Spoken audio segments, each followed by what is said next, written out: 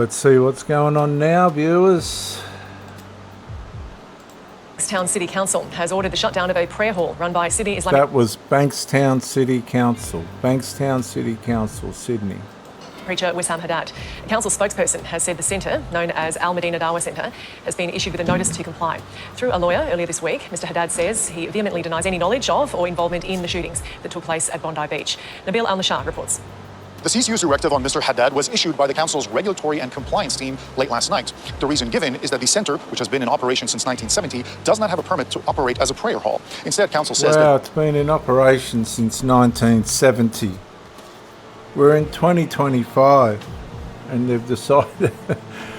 Oh my gosh. It was recently being approved to operate as a medical centre. Premier Chris Minns says he supports the council's decision. This is an important change, not just for that community, but for New South Wales. And I want to make it clear, it's not the end of the matter. We need to make decisive steps, whether it's through planning law or hate speech, to send a message to those who are intent on putting hate in people's heart or spreading racism in our community, that they will be met with the full force of the law. And that's exactly what's happened today. Al Medina Group issued a statement on December 15th, distancing themselves from Wissam Haddad, saying that he is no longer a part of the committee that runs the group and that he is only sometimes invited as a guest lecturer. A federal court... Well, that's lovely, isn't it? So that was the end of them. They're finished. They're done.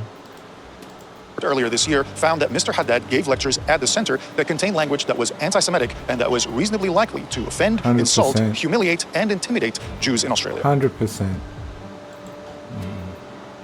What did they expect? Trade for a better life. Joining me is our regular Tuesday commentator, Matt Canavan, National Senator and former Resources Minister. Matt Canavan, thanks for coming on again. Look, the Prime Minister is desperately trying to avoid talking about Islam and our immigration laws. Should he in fact go there?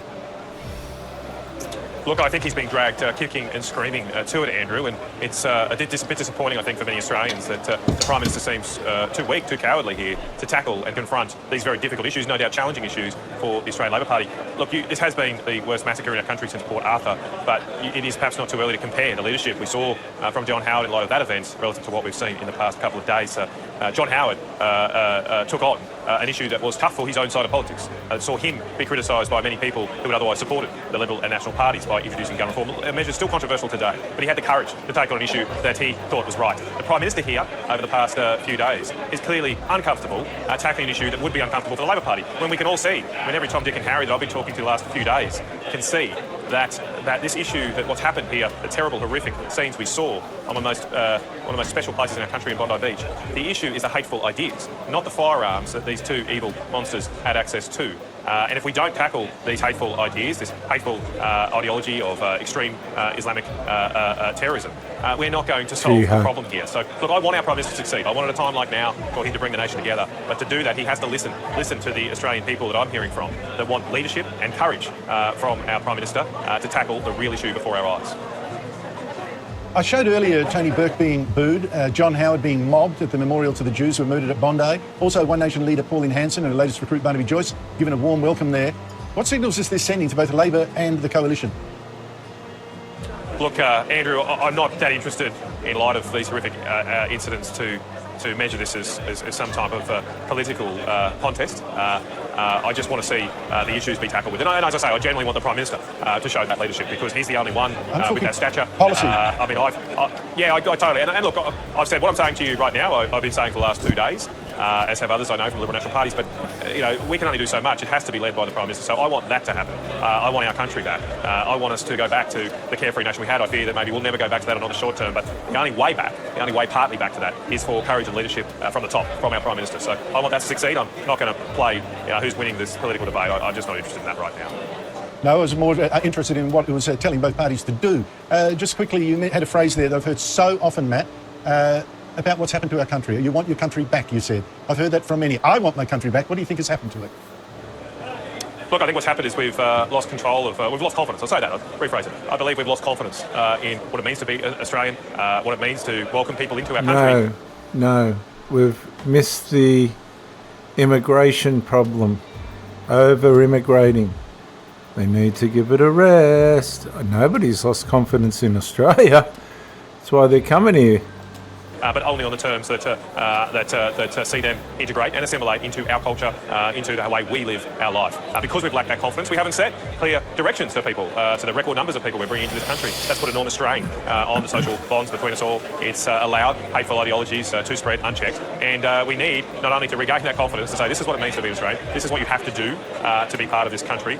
We also need to now root out and enforce a sense of order and respect. And if you are spreading these kinds of ideas, if you're involved in organisations that support terrorism, like Hizb here, those sort of organisations should be blacklisted, and there needs to be a massive crackdown on people spreading this kind of hate. As I say, I want our country back, and the only way to get that country back is to enforce an orderly society that has respect for each other, that does not allow individual groups, like the Jewish Australians we've seen on the weekend, be targeted. It's just, not only is this the worst massacre since Port Arthur, it's really the first time we've ever seen a religious observance be subject to this kind of violence and cold-blooded murder we've seen on our Jewish friends in this country.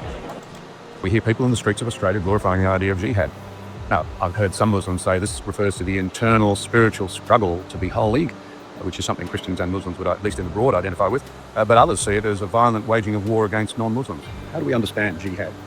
If you pick up a collection of hadiths, these are traditions of Muhammad, there are a number of books covering different topics, a book on marriage, a book on this and that. There'll be a book on warfare, and the book on warfare is always called the Book of Jihad.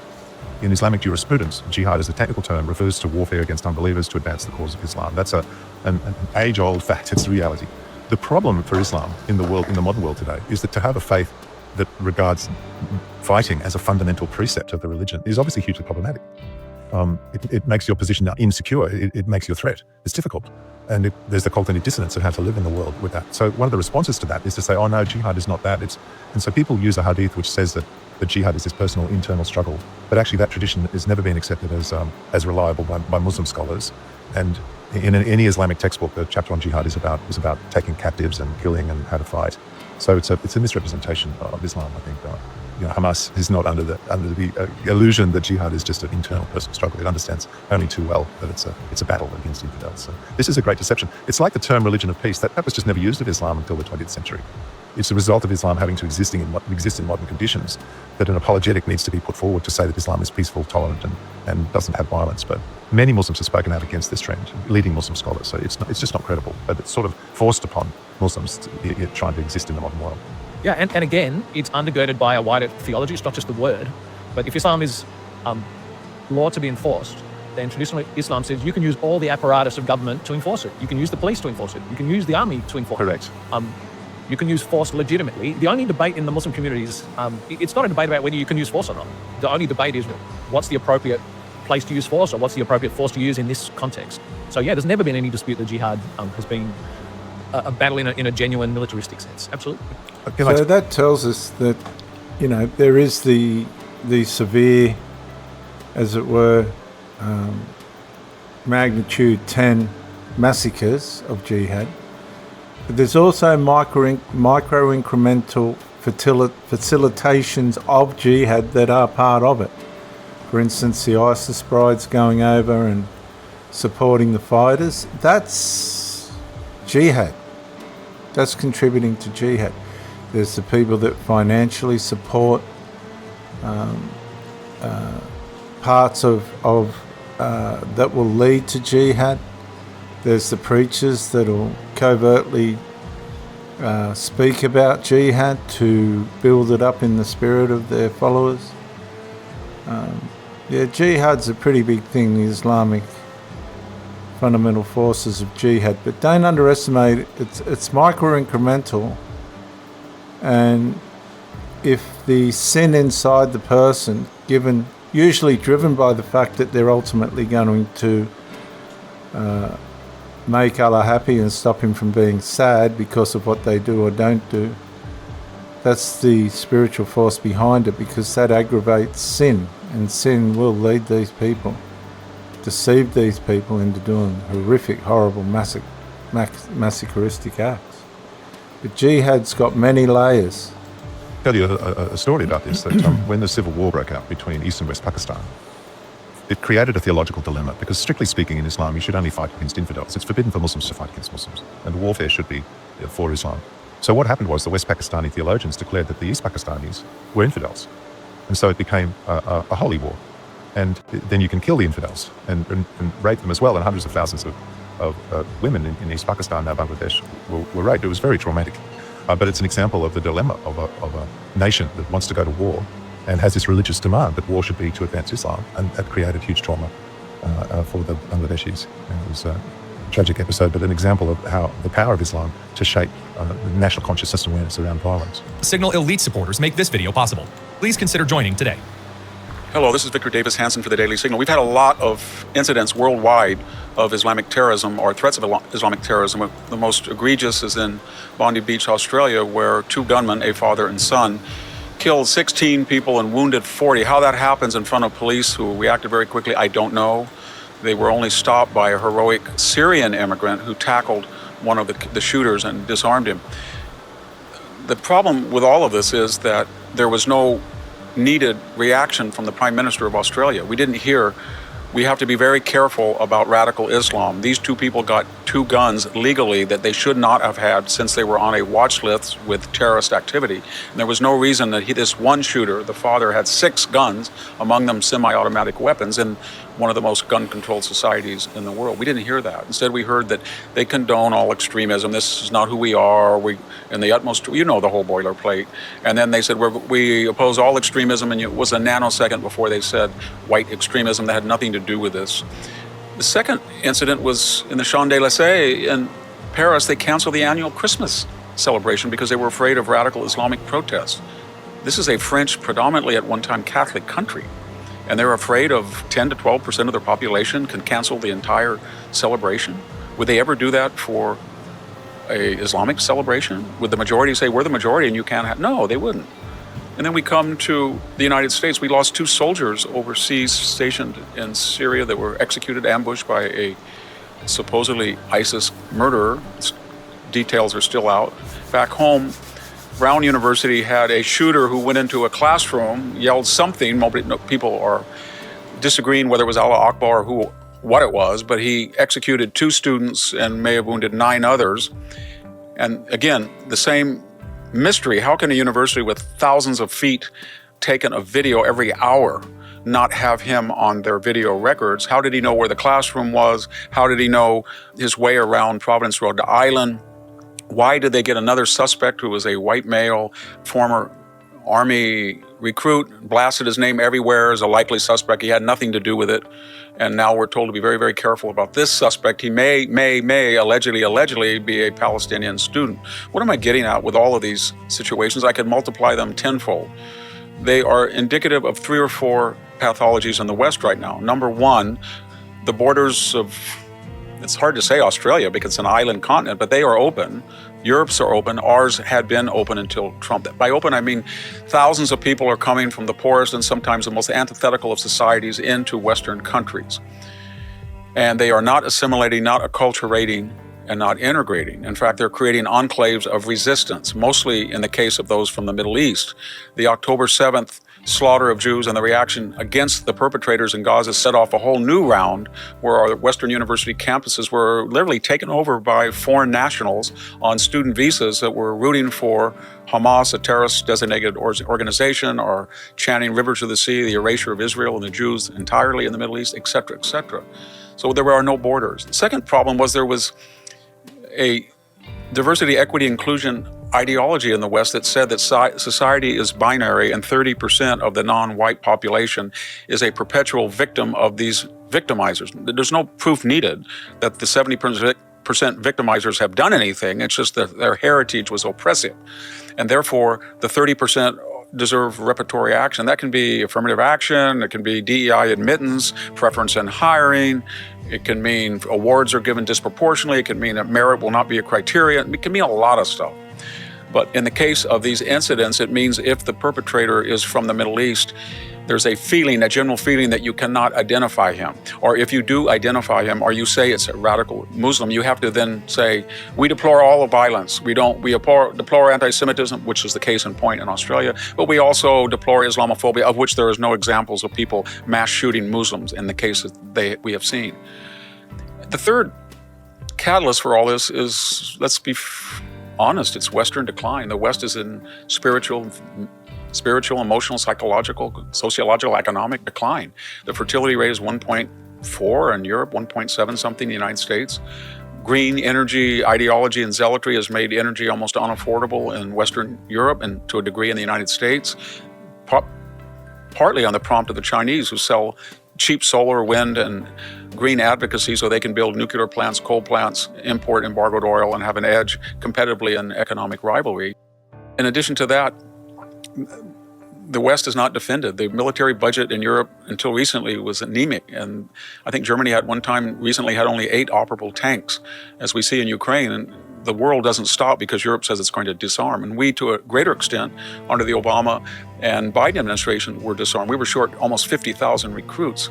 I could go on, but the combination of a lack of confidence in the West, in their culture, their tradition, their values, their heritage, their ancestors, coupled with this utopian idea you're going to change the demographic by bringing in poor people from antithetical societies, with the false multiplier that you're going to be racially and sexually and gender fixated and oppressed and dole out special beneficia to people based on their superficial appearance. It was a perfect storm. And if we didn't have these catastrophes, we'd have to invent them. Thank you very much. This is Victor Davis Hanson for the Daily Signal. Brothers, you call me traitor. You write to me. You say my turning to Christ is haram. I did not choose this. Wallahi, I had no choice. In the night of my pain, he came. Jesus showed himself to me. He is the true God. He spoke to my heart. How can I deny what my eyes have seen? Now they're all shocked. The activists, the Greens, the influencers, all those people who made the word Zionist, or Zio, the dirtiest word in Australia, who marched through the streets with signs saying, "Globalise the Intifada." Well, congratulations. The Intifada's here.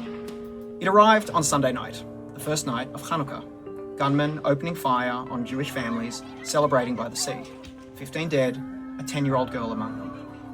The police are working to establish a motive, but we already know the motive. We've watched it percolate in this country since October 7, 2023. Anti-Jewish rhetoric dressed up as morally urgent criticism of the war. And the people who did it? They're now posting their condolences, their horror, their disbelief. You built this. You laid the foundations, brick by rhetorical brick, with every viral post, with every retweet, with every sign saying Zionists are neo-Nazis. What did you think Intifada meant? It means blood. It has always meant blood. And now they're cleaning up blood on Bondi Beach. Anti-Semitism has always been like this. It doesn't goose step into the ball dressed as anti-Semitism. It arrives in the costume of the moment, as nationalism, as social justice, as anti-capitalism. It sounds reasonable and righteous. It speaks in the gentle language of human rights. And then people die. That's always how this story goes. Yes, you can criticize Israel, you can oppose the settlements, you can protest the civilian death toll in Gaza, but there's a difference between protest and incitement, between holding a government to account and demonizing an entire people. So spare us the shock, keep the thoughts and prayers. You don't get to globalize the Intifada and then act all surprised when it shows up. I've never said this before, but Palestine is Jewish land. I mean, come on, who doesn't know this? Jesus came to Jerusalem. He came to the Israelites who were there. It's Jewish land. I mean, if the Jews later on want to become Christians, believe in Jesus, and then later on they want to believe in Muhammad, that's fine. You can change your religion, but you can't change the history of the land. It's Jewish land. Which is maybe why I get along with Jews a lot. But it's a good thing to know the truth and follow it. It's a beautiful thing to be honest to yourself, to history, and to the lands you live upon. You know, I was going back through, my old social media posts, and on October the 9th at the Sydney Opera House, I said, this is sending a message about who controls the streets of Sydney. And if you don't deal with that message, it gets worse and worse and worse. And then we watch that happen every weekend. At the Sydney Opera House, Mal Lanyon was the one who said nothing happened here. The Prime Minister said nothing. The Premier was missing in action. And when a young child dies, everyone says, oh my God, how did this happen? Nobody is asking, how did this happen? Because we know how this happened. We know what led to this happening, and we know why it happened. And the problem is these are not conversations that our politicians are having.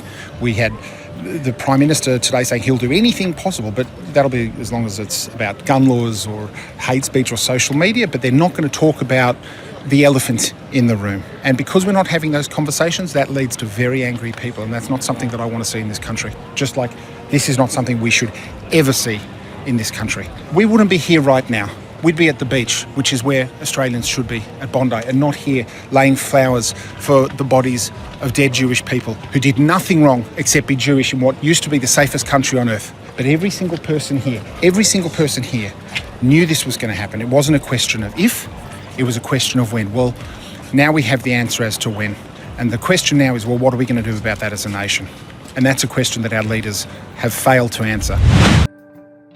We cannot fight an evil we refuse to name. Radical Islam. It is not that hard. It should not be offensive to anyone. Muslim, Jew, Christian, it is evil and it must be called for what it is. I say to immigrants in this country, stand with us. The vast majority of whom I know are incredibly decent people. A lot of them are in this room. You've come to this country. You've embraced our way of life. You are grateful for the opportunity, and that is a wonderful thing, and we embrace you and we love you for it. Don't let this country turn into the homes you had to flee.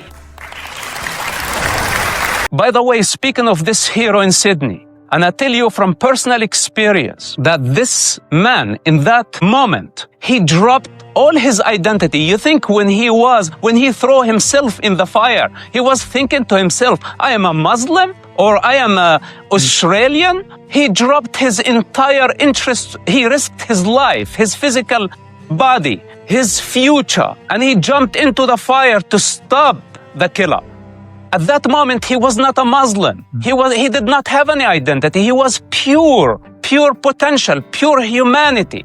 This is what we need to see. And after that, people labeled him a Muslim. Why? Because they have guilt. And especially the same crowd that has been demonizing the Jews and calling to slaughter the Jews, those are the ones who found opportunity to identify with heroism. They want it to be heroism when it's convenient, when it suits their narrative. But they did not see the other side, the killer, the embodiment of evil who was shooting civilians. They should actually identify with the other side, with the dark side, because this is the actual manifestation of their hateful indoctrination over the last 2 years. They have celebrated October 7. Then they celebrated ballistic missile attacks on civilians in Israel, where they ran like it was insane to see that celebration against civilians and the indiscriminate attack against civilians. And many of them, by the way, back in the day also celebrated suicide bombing attacks. So now the thing is the problem is not with the Muslims. The problem is with Islam itself, with jihad itself. And jihad is a unique concept only to the religion of Islam.